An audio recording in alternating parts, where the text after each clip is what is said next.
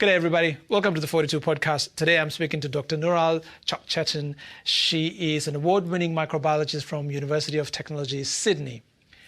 Today, we speak about honey, the various types of honey, including that magical Manuka honey, the science and the pseudoscience. We also speak about the gut, the microbiome, and all the awesomeness that is current research in that field. Should we only eat meat or should we only consume plant-based products? It was an absolutely fascinating conversation. I've learned so much and I hope you learn heaps as well. So here it is. Hi, Nural. Thank you for coming on the show. Thanks for inviting me. So there are lots of questions, but I think the best way to start off with is talking about your research. What is your research on? So I'm a microbiologist and I love understanding how bacteria cause different infections and disease and also how they can contribute to our health. And this is what got me interested in my research specialty, which is looking at the medicinal uses and properties of honey. Honey, that it's such a sort of ubiquitous, is it a condiment? It's not a condiment. It's something we all use. I didn't realize up until I started doing research for this podcast that it's not as simple as I thought it was. Is it, explain to me, like there isn't a type of honey, like although it's like when you use the term drugs, that means a plethora of different things. Is honey like that? It is a little bit like that. So there are lots of different types of honey and it all depends on the flowers that the bees visit to collect the nectar that they turn into honey. So a lot of the time when you go to the supermarket next, you'll see that there's different names for different honeys. You'll have yellow box honey, you'll have stringy bark honey, you'll have Manuka honey. Those names actually refer to the plant or the floral species that the honey is derived from. So when talking about the stuff at a supermarket, are they fundamentally different to somebody who say, this is organic or something we could buy at a market? Or is commercially produced honey different? It's a good question, and it's one that I think a lot of people are aware of, and we're always trying to get locally sourced honeys or ingredients or foods to eat. In Australia, our commercial beekeepers are very stringent, so we have a really good beekeeping practice. So the ones that you get in the supermarket, as long as they're 100% Australian honey, you can be sure that you're getting the best produce. Personally, I like to get my honeys straight from the beekeepers, but I'm very fortunate. I'm very privileged. Right. I have access to lots of beekeeping contacts. And the reason is I just like to learn about their beekeeping practices. I like to learn about the different flowers that are in season around their hives. I just love learning about bees and honey in general. So I like to try lots of different types from all over the country. So whenever I visit new places, the one thing that I'll always come back with is a jar of their local honey, just because there's such an enormous amount of honey out there and flora out there in Australia that has such a unique taste. Wow. So in your research, what's the most, I'm assuming, you've been in this field for almost a decade, but what's the most interesting thing or the surprising thing, research you came across?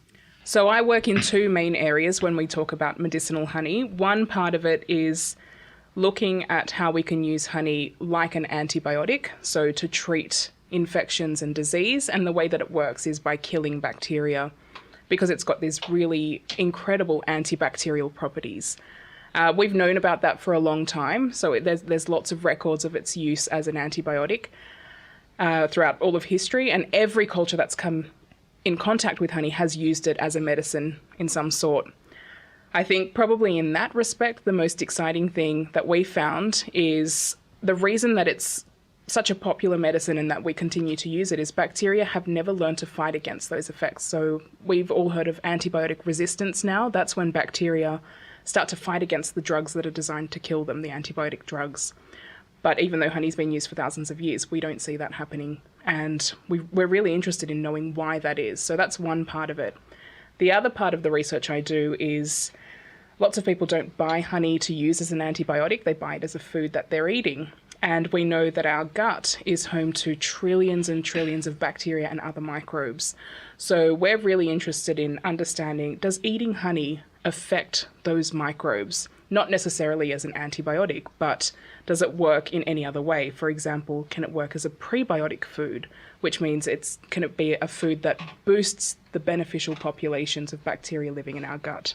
So they're the two main areas that I work in, and they're very different applications, obviously. One's designed to kill certain bacteria that we don't want in our bodies or the environment, and then the other one is to boost the populations that we do want, and it's effective in both those respects. Right. With regards to sort of probiotics, it's last I checked, it's like a $35 billion global industry, and it's generally part of sort of the alternative medicine world, and it's not an area that is governed really well.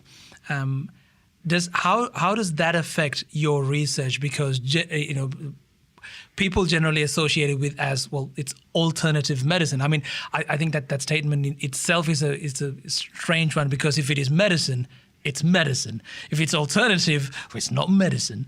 So how does that impact your research? It does hugely. I think that's one of the biggest challenges that I face in this field is a lot of people have heard honey as, one of those folklore remedies or something that their grandmothers used to do or tell them to do.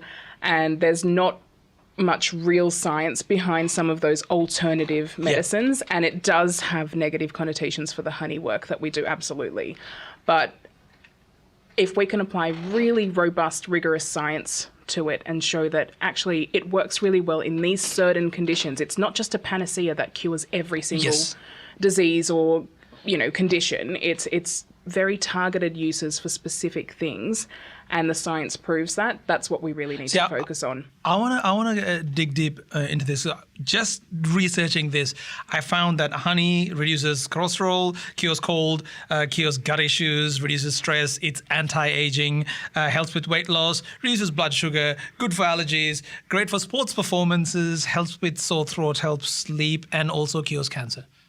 I mean, this sounds it bonkers. Sounds like a superfood, hey? Right? I mean, the moment when you have something that is all-encompassing, for me at least, and for a lot of people who sort of like reason and, like science-based approaches, like there is no way all of that is true. Yeah, absolutely. So for an average person, how do we figure out, as you said, you're obviously doing real science, so there are some real applications. So how do we figure out what is true and what is not? Yeah, it's really hard because I think once you show that, specifically in honey, once you show that it does work for something, then a lot of people jump on that bandwagon and they're like, well, if it works for this, I've also heard that it does all of these other things, so they must also be true. Right. And it's such a misinformed concept.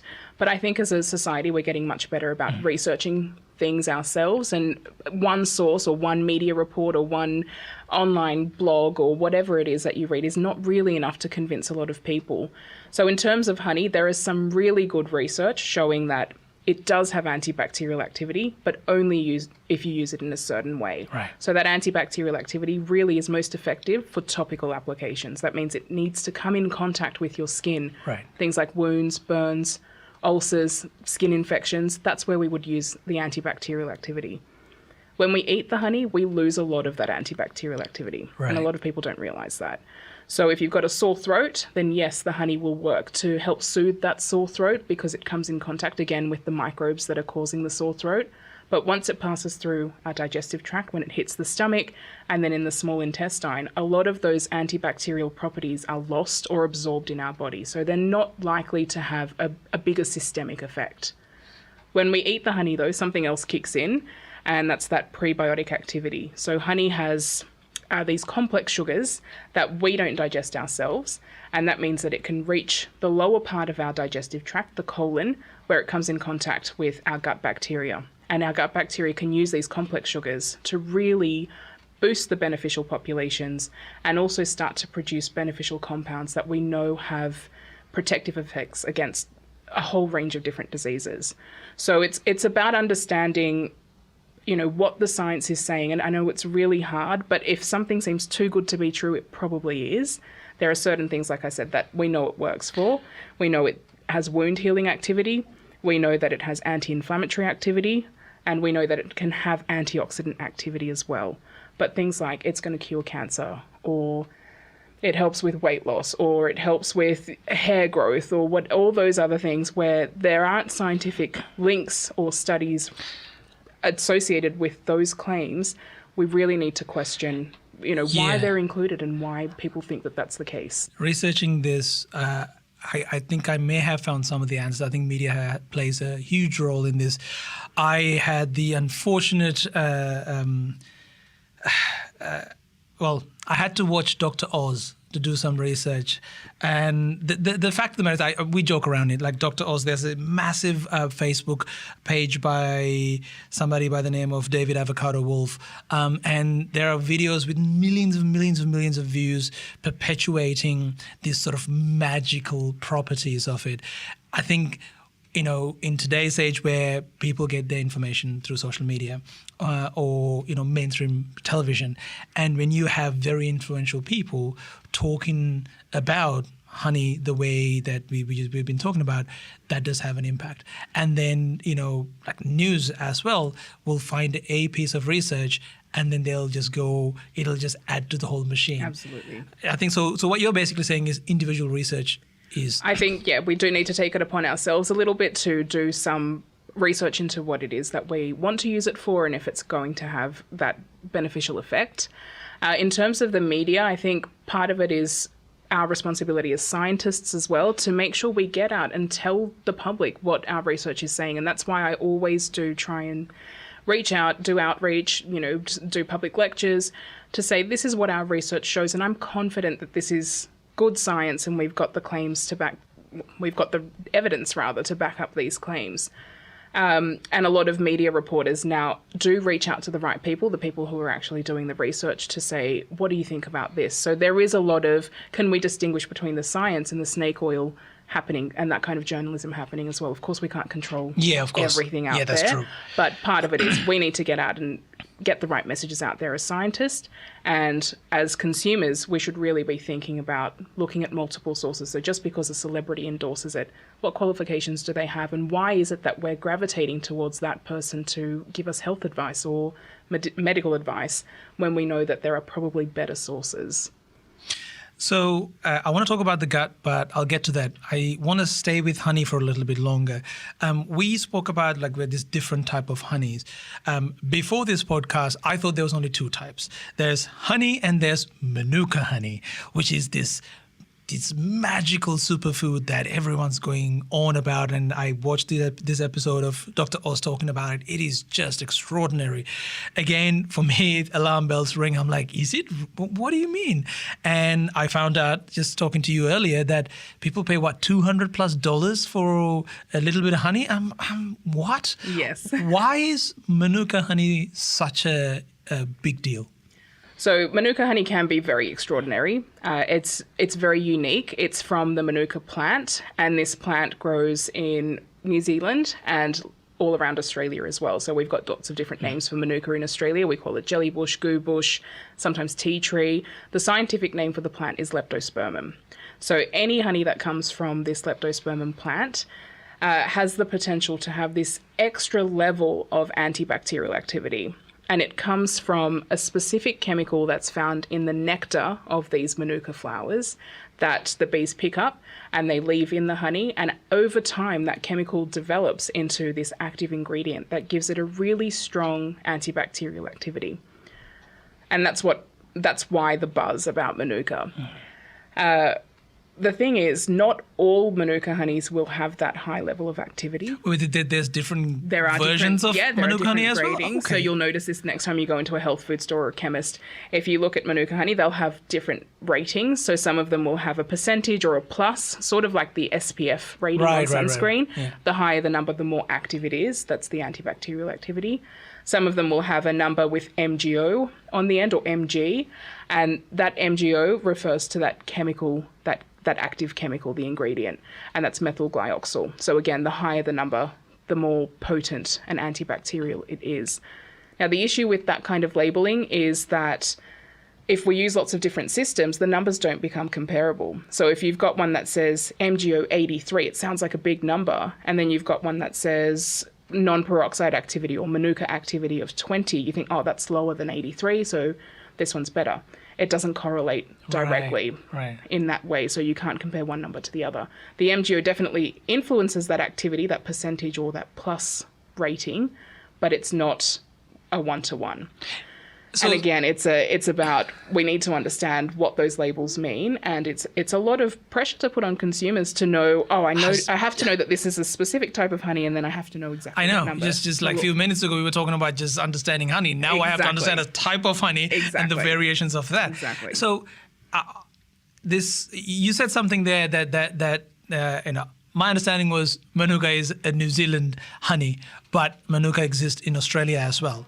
So what does that mean? Is that purely the fact that, a commercial activity or just a mass production of honey from one country that has then sort of, this is the honey from this place, thus it's sort of a broad label for everything?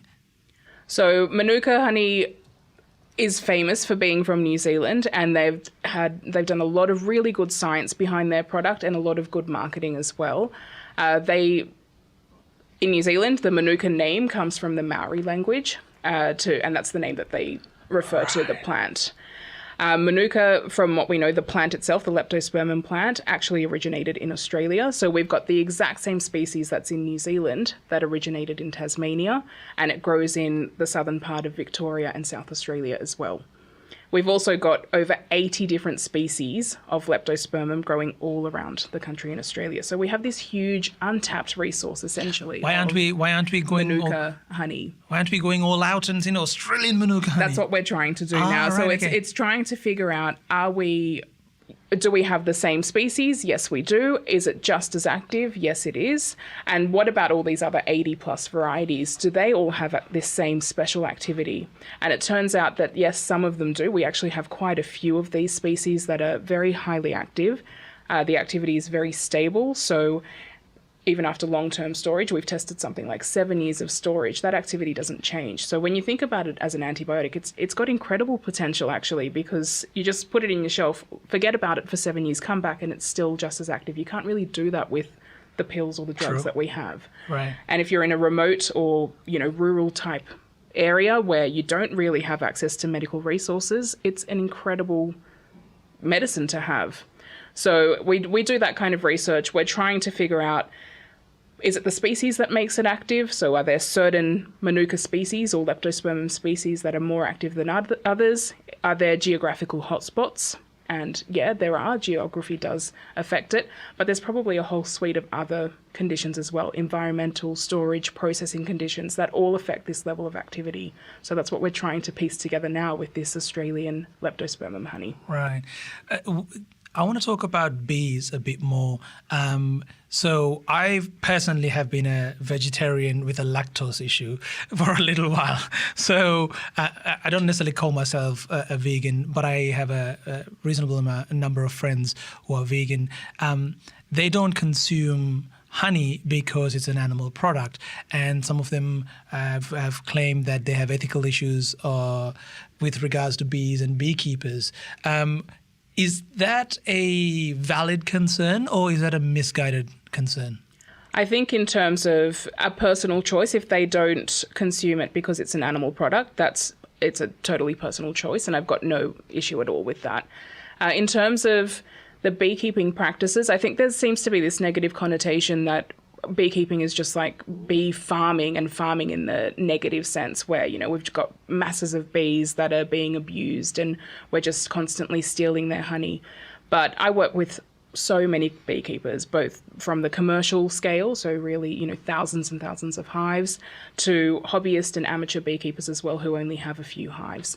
And everyone that I've met, they love their bees. They don't want their bees to be sick. They do it because they love it. It's not just a money-making scheme for them. And they really look after their bees well. And I think people are really concerned about, the safety and health of bees, because we know that bees are dying around the world.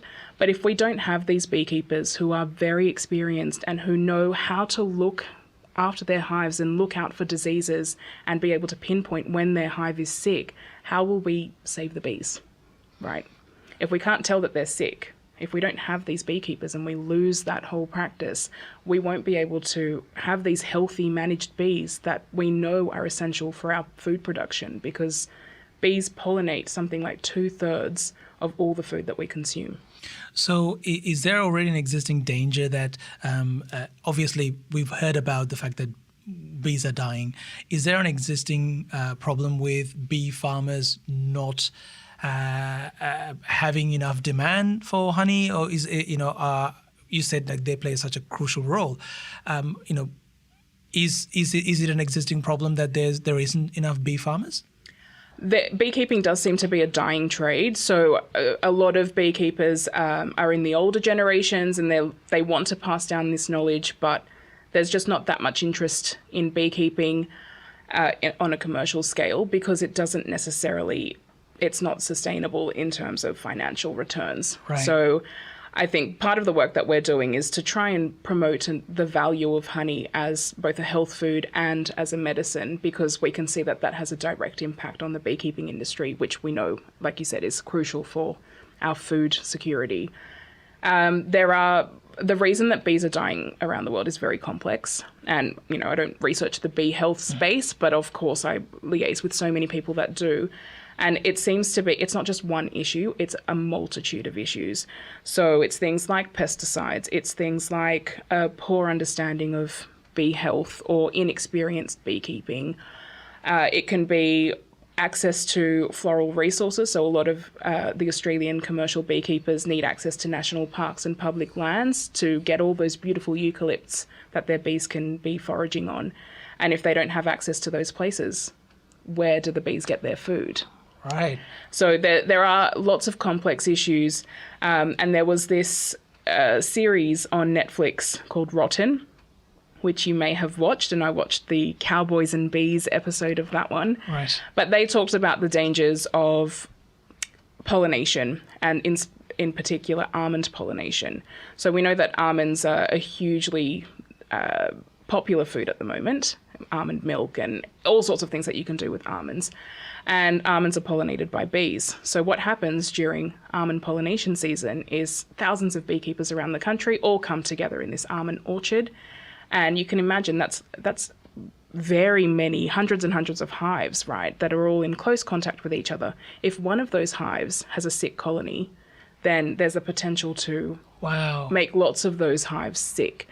And if we don't know how to look out for those diseases, then how will we know that the bees are getting sick? And when we take them back to our own house and you look around at the bees, that sick hive is now coming in contact with, it could be this flow-on effect. So that's one of the main messages that came out of this series, and people are very aware now that this, pollination is something that we should be looking at, and we should be thinking seriously about how we can monitor the health of our bees and our beehives.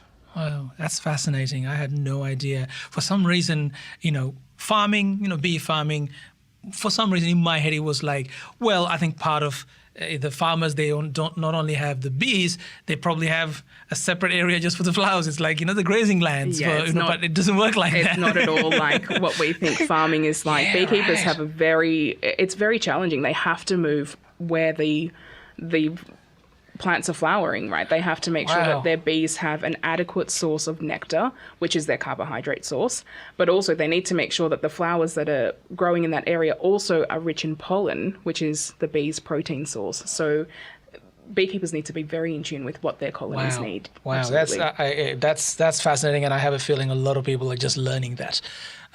Okay, so I want to talk about the probiotic that we were talking about just earlier, which leads to the gut.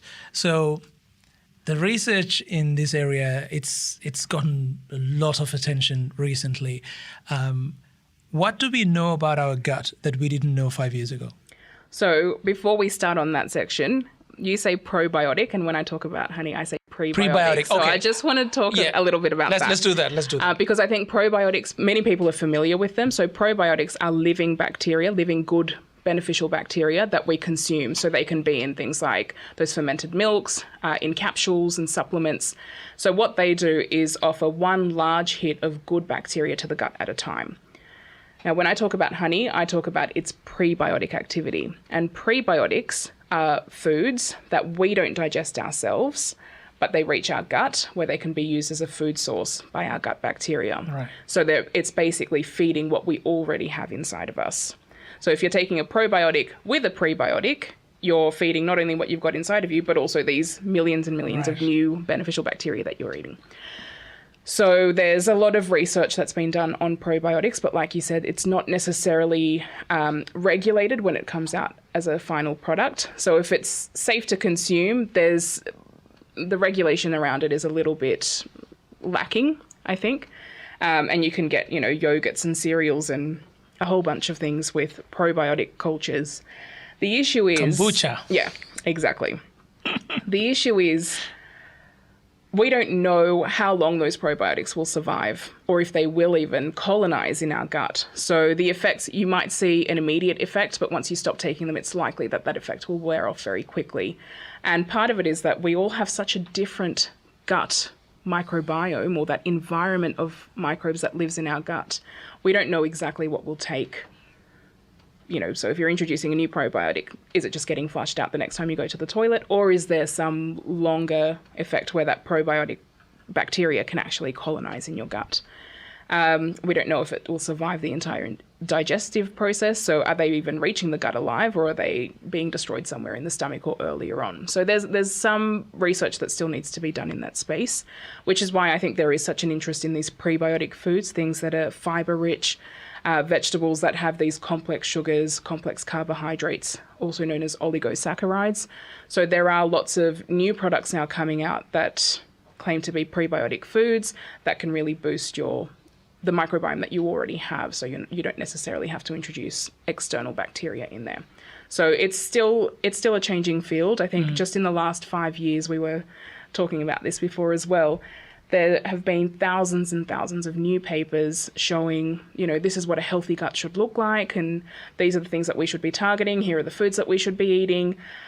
We know that diet definitely does influence our microbiome, but we're still trying to figure out exactly what a healthy gut looks like, because something that looks like a healthy gut in one person might not necessarily be the same in another person. Yeah, see, this is, personally for me, I've had IBS for like 3 years, and it is utterly frustrating. I'm trying every single thing and I'm not really going anywhere.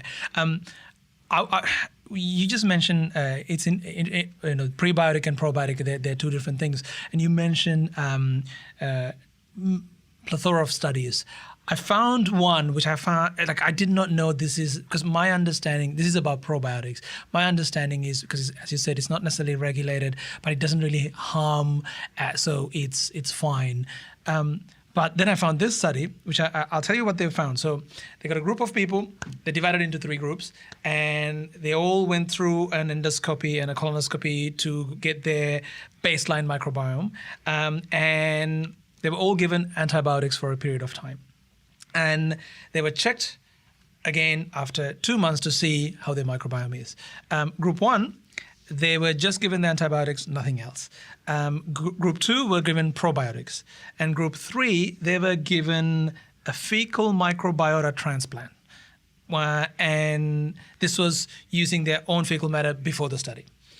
Now, the results, which I thought was fascinating, was the first group to recover fully was group 3, the people who had the transplant, followed by the people who had nothing. The people who had probiotics took months to recover, and the conclusion is the probiotic colonization prevented the host's normal microbiome and the gut gene expression profile from returning to their normal state for months afterwards.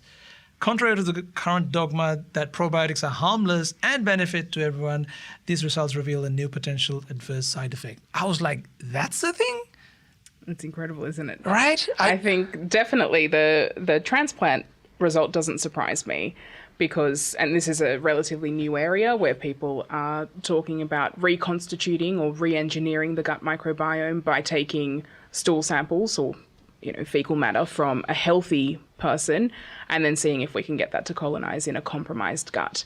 And I think the reason that it has so much potential is when you think about that ecosystem of microbes, they're all living in some kind of a balance, right? So if you knock one out, or if you're really trying to boost the population of one, you're changing that balance, and it takes a longer time for that balance to recover and equilibrate itself. So I think, if you're introducing a whole community that works together, they've got a much better chance of survival. Right. And I think that's why there is that push for prebiotics rather than probiotics, because you're boosting that balance of bacteria that you've already got living inside your gut. The probiotics study does surprise me. I didn't think it would have negative side effects, but I guess if you think about it, you're targeting one very specific species of bacteria there.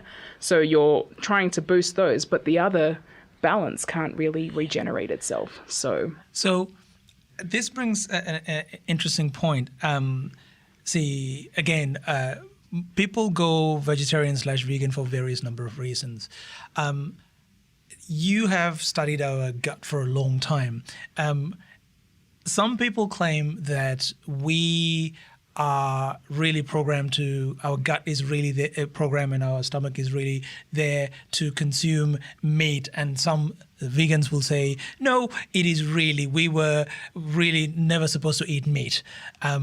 What do you say? What does the science say? Is it clear? I think the jury's still out. I think there are so many factors now. So diet is just one of the things that can influence our microbiome, but it's a whole range of things that can influence it. So it's our general lifestyle habits, how much you exercise, how much water you have, and our hygiene as well. So if you're taking antibiotics, that has a huge effect on our microbiome. So it doesn't really matter whether you eat meat or... Not that I've seen, and there might be people who are specifically doing research comparing these two diets, again, because I'm in a very specialized field, but diet is one of the things. But if it was just as easy as if you cut out meat, you'll have a perfect microbiome, that would probably be the message that we were hearing, right? So I think it is just such a complicated thing.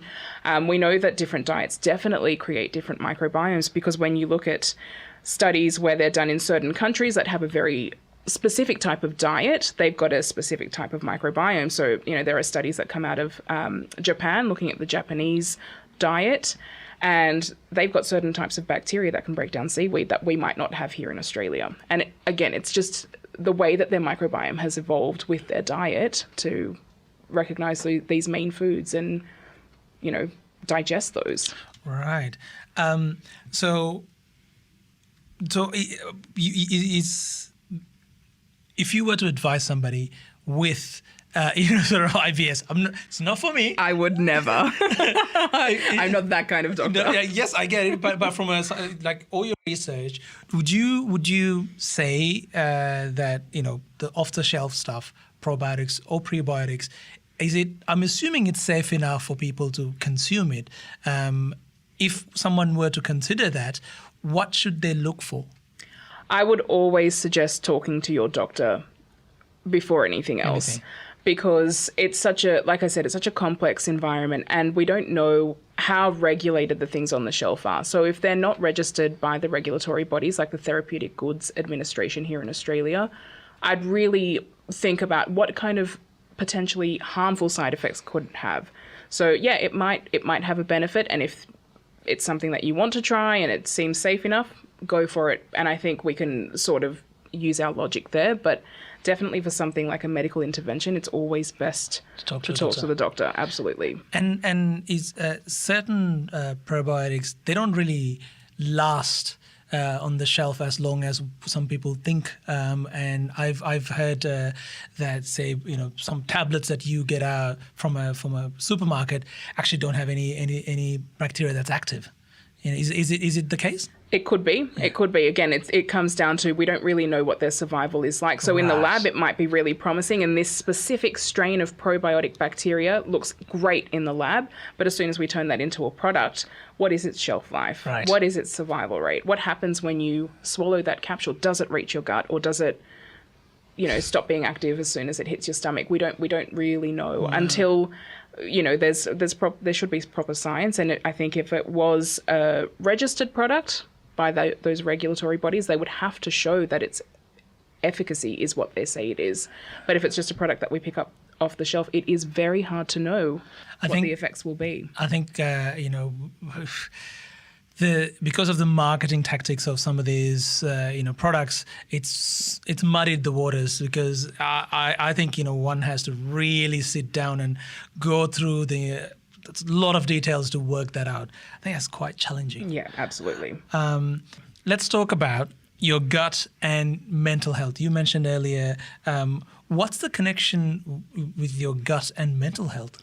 So there are so many studies now coming out to show that our gut microbiome influences so many of our health and disease states. So there are things that are very obvious, like gut diseases, colon cancer, irritable bowel syndrome, IBD as well, lots of things. And that makes sense because that's where they start. There are also things that you wouldn't necessarily think are affected by your gut, things like allergies, asthma, heart conditions. And part of it is that our immune response actually starts in our gut. So those bacteria living in our gut can trigger our immune response and help to train and develop that immune response as well. So that's that connection. But there's also a direct connection between our gut and the brain, the gut-brain axis. So we produce about 90% of our serotonin in our gut, right? Yes. Yeah. So that's where the mental health argument comes from as well, to say, well, maybe our microbiome is having this direct effect on our mental health. And if we, re-engineer or boost our microbiome, could we mitigate some of those effects that we see? So it's still an active area of research. There's so much we don't know about the gut system yet, and so much that we are finding out with each passing day. So it's still a very active area. So in a way that, again, I've read places where to say your gut is like your second brain. There's a lot of control it has that we are still learning. That's Absolutely. The case. Wow. Okay. I've never given the gut that much, respect in that sense, but it seems like it's in a lot more control than one would like to believe. What's your pet peeve when it comes to the gut, what people talk about? Is there anything? I don't think there really is a pet peeve. I think it's exciting for me that people are genuinely interested and they want to learn about the science, because for me it's fascinating. I love bacteria. Like I said, I love microbes. So there's nothing really that's a pet peeve. I think probably one of the things that we need to change as a whole society is there a one-stop solution for this, a magic pill that will help this? The answer is going to be no. It's such a complex system that there won't be something that works for everybody. And I totally understand where people are coming from, where they just want something that's got good science that they know will work, but unfortunately science just doesn't work that way. But I think we are moving towards a very personalized medicine type society, where we've got such a better understanding of how diseases are caused, what the link is to our gut.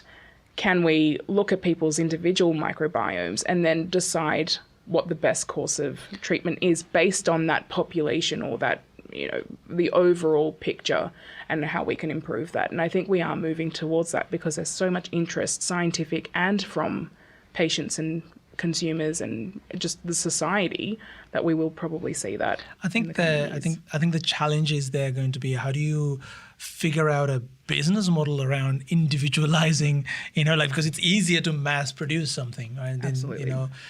It's going to be fascinating. Thank you so much for taking the time. I think I've learned a lot. I'm going to have more questions, so you might get an email or two from me. How could anyone find more information about your research? Where should they go?